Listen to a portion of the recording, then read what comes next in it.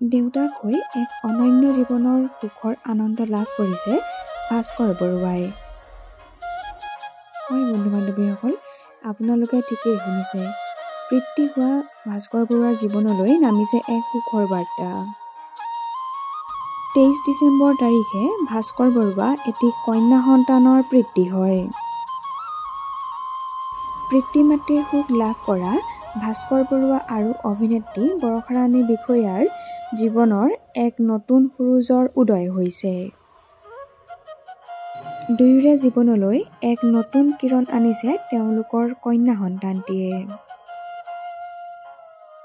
বিশেষকৈ নতুন বছৰৰ দ্বিতীয় দিনটোতে স্বামীৰ জন্মদিন উপলক্ষে নতুনকৈ মাতৃ হোৱা অভিনেত্ৰী বৰষাৰাণী বিষয়াৰ এক নতুন আনন্দ।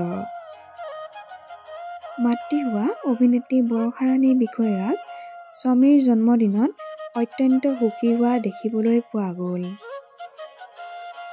স্বামীৰ জন্মদিন উপলক্ষে কেক কাটি এক মধুৰ সময় উদযাপন কৰা দেখিবলৈ পোৱা গ'ল।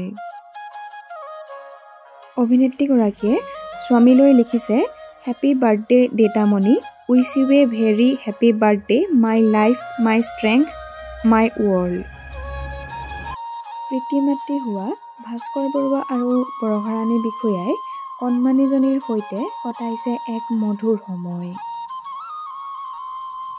কোলাত কেঁচুৱা লৈ পত্নীৰ সৈতে কেক কটা দেখিবলৈ পোৱা গ'ল ভাস্কৰ বৰুৱাক। ইতিমধ্যে অনুৰাগীয়ে ভাস্কৰ বৰুৱাক শুভেচ্ছাৰে উপচাই পেলাইছে।